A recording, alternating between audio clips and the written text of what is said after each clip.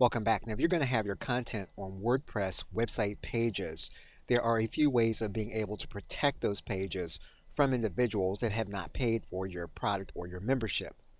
One way to do that is to protect the page with password protection given to you by WordPress. And so in this particular case, you're going to notice that there is a visibility tab we can click on, and we can make this so that this tab is going to be password protected, and we can then enter a secure password. Once we have that password protection entered, we can then click update, and you'll notice now that the visibility is now password protected. So that if we were to get the URL to this individual page and we were to go to that page, you'll notice then that the content is not visible. The individual that comes to that page will then need to enter the password. They'll then be able to see the content. So what you'd have to do is to make sure that you communicated what the password code would be when the individual comes to your page. Now, this is a very manual process to do things that way. Another way of being able to password protect the page, as well as to automate the delivery of a login and password to each individual customer, is to use a WordPress membership plugin. Now, you're looking here at the bottom of this WordPress page that this WordPress installation has Wishlist Member installed, and Wishlist Member is a WordPress plugin. Installing Wishlist Member means that we can designate this page as protected. We then need to name an individual product that we associate with this page, and then only the individuals that have access to this product will be able to access this page. We can then apply the protection settings to the entire page. And once we apply the settings, the only individuals that will have access to this content will be individuals that have free or paid access to the product that we have specified.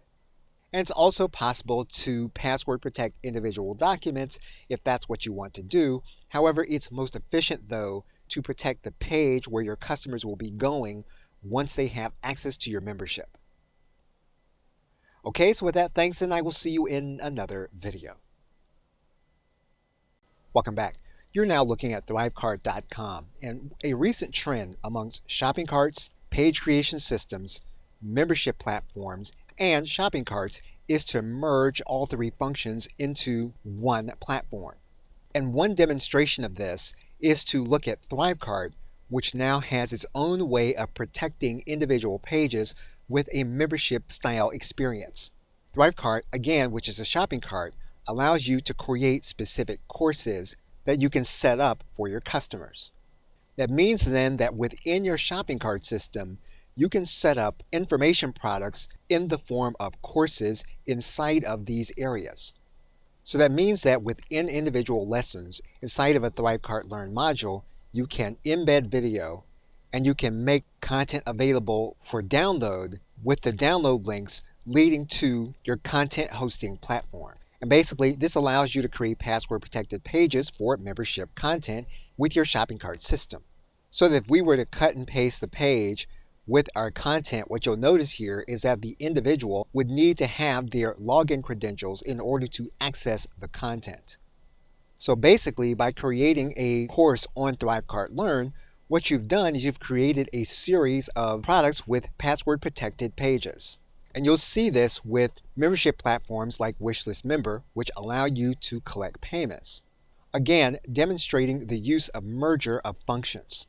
And you'll see this again with Page Creator Optimized Press, which allows you to not only collect payments, but also to deliver your content into a membership platform. And so you'll be choosing either one platform or a combination of platforms in order to deliver your membership, and that will depend on which is easiest to create and maintain. Okay, so with that, thanks, and I will see you in another video. Welcome back. You are now inside of the affiliate network Warrior Plus. And on Warrior Plus, we can create a platform for a specific product and create recurring payments for the customer to pay. If we were to go inside of the product creation screen and were to determine how the sale was made, we can declare that this product will be for recurring payments. And this is the way it's going to work inside of most affiliate networks, that you are going to need to create a product on the individual affiliate network system, which allows you to recruit affiliates to specific products. Now in Warrior Plus, what we would do is we would make this so that this becomes a subscription or multi-payment product.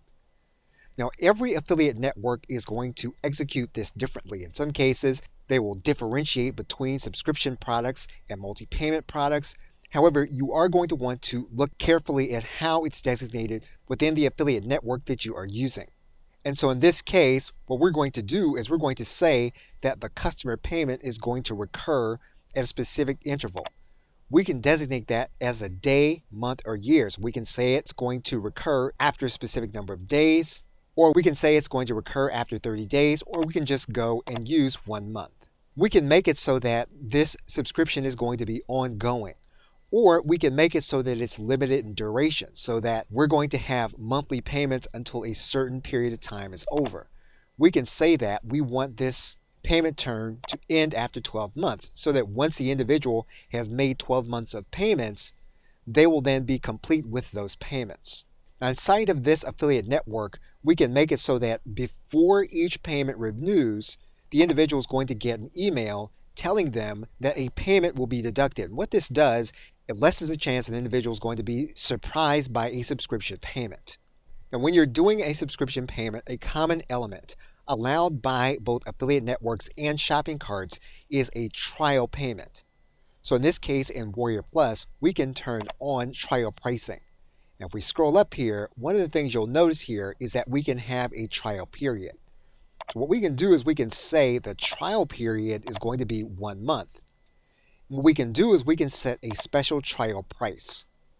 So what we've now done is we've made it so that the individual is going to pay a regular subscription price of a certain amount.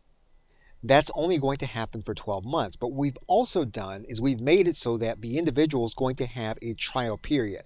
They're going to pay a trial price for 1 month. And again, we can designate this for as many months as we want. Now, we don't have to call it a trial period. We can use this to give the individual a price break for a certain number of months and then allow them to make payment at a regular price after the specific period of months.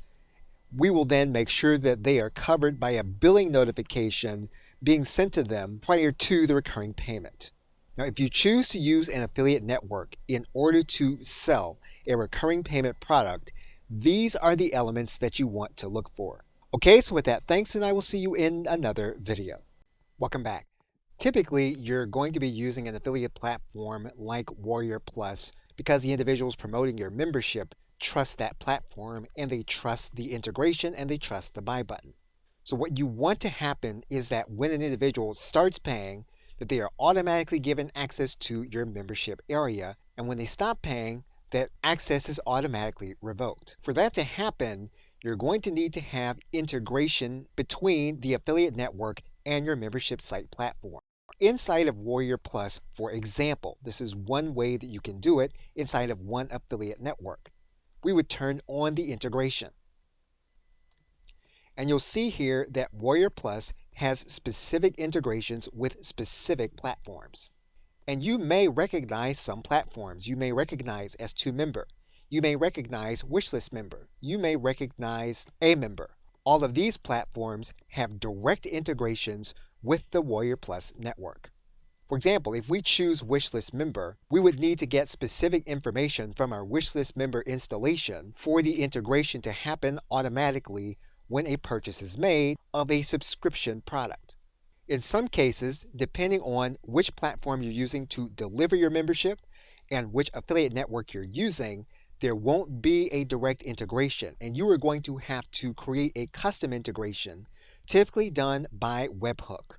So if you can determine a webhook from your membership platform or page, you can place it inside of the affiliate network so that, again, when an individual makes payment, they're automatically given access. When an individual stops paying, access is automatically revoked. Now, webhooks are somewhat complicated, and one way of being able to execute webhooks without knowing the intricacies of programming is to use a third-party cloud-based connector like Zapier. For example, by using webhooks, you can connect a platform like Warrior Plus to one where there is no direct integration like Teachable. Zapier allows you to create the webhook that you can use inside of your affiliate network or the part of the process that will be sending the sale information. Now, as you can see here, when a webhook is required, what you can do is you can paste in the webhook in order to make the connection inside of Zapier to your membership platform. Okay, so with that, thanks, and I will see you in another video.